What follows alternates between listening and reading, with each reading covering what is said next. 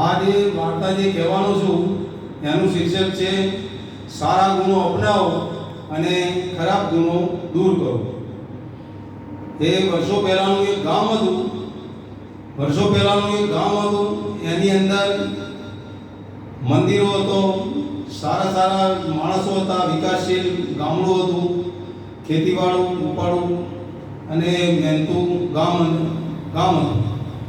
પણ નિયમ તેવો છે કે જ્યાં ગામ હોય ત્યાં ઉકરડા તો હોવા અને થોડી બધી પણ હોવાની.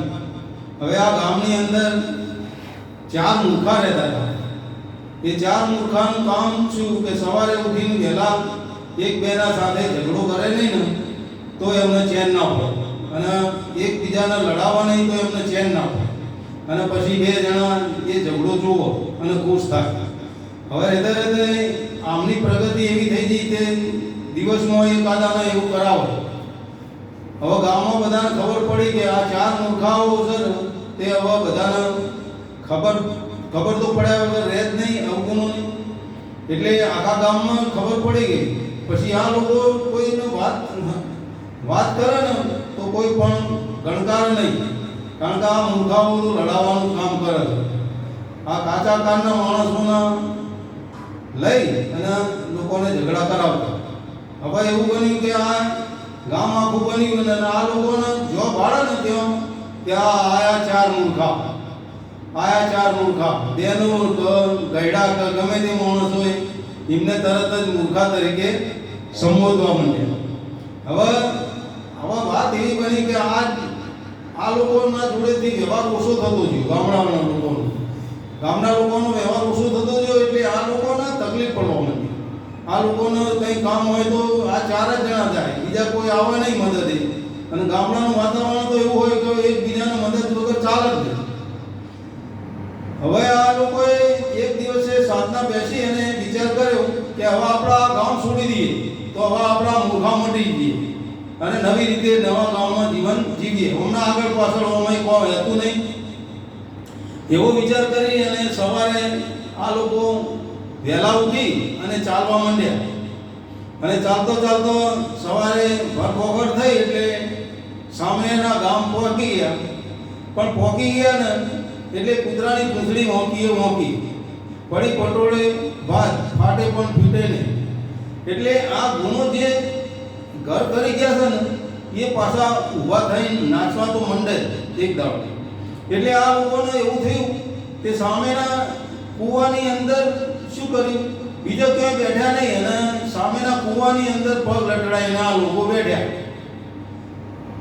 તો સવારે પેલા ગામની બહેનો પાણી ભરવા માટે આવી.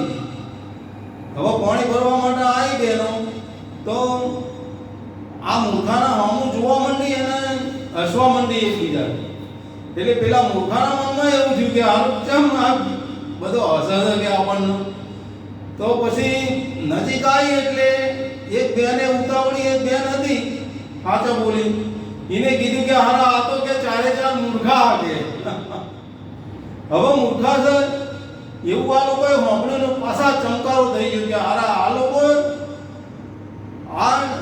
પછી પાછા ઉઠી અને દૂર જઈ અને એકબીજાની ચર્ચા કરવા માંડે કે હારા આ ગામની અંદર કોણ કે આપણને કહી ગયું કે આ મૂર્ખા આવે છે. એટલે આપણા આ ગામના કેટલા કે આપણા ઈર્ષ્યાળુ લોકો હોય. હવે પોતે દુર્ગુણ છે એના તો ગાતા નહીં અને પેલાના ગામવાળાને કે ઈર્ષ્યાળુ હોય. એટલે પણ તમારા દુર્ગુણ નહીં છોડો તો ગમે ત્યાં જશો તો એવા એવા દેખાવાના. આ તો સંસાર એક દર્પણ છે અને દર્પણની અંદર તમે જેવા હશો એવા દેખાવાના. એમાં નક્કી જ છે, બરોબર. જ્યાં સુધી તમે નહીં છોડો તમારી બુદ્ધિઓ અથવા તો પછી આ લોકો એવું કરવા માંડ્યા. મન દુઃખી થયા. પછી વાત આટલે પૂરી થાય છે. પણ બોધ આમાં કેવો લેવાનો કે આપણાની અંદર ખબર પડી કે આ લોકો આપણા અહીં છેટા થતા જાય છે અને આપણાથી સંબંધ ઘટ કરતા જાય છે, તો આપણામાં કંઈ ખામી રહેલી. તો આપણે બેસીને વિચાર કરવાનો કે મારામાં એવી શું ખામી છે કે આ લોકો મારાથી સંબંધ ઘટ કરે છે, તો મારા જોડે આવતા નહીં કે મારા જોડે સંબંધ રાખતા નહીં કે બોલતા નહીં. તો એ રહ્યો એ દુર્ગુણ છે ને એ એ આપણે કાઢી નાખવાનો. હવે એ દુર્ગુણ કાઢ્યા વગર આપણે ગામ છોડવાનું અથવા તો સોસાયટી છોડવાની અથવા તો દેશ છોડવાનો કોઈ મતલબ રહેતો નહીં. એ તો જોવા જશો ત્યાં જો તમે પેલા દુર્ગુણ હશે ને તો એ એવા જ ગણાવવાના. અસ્તુ.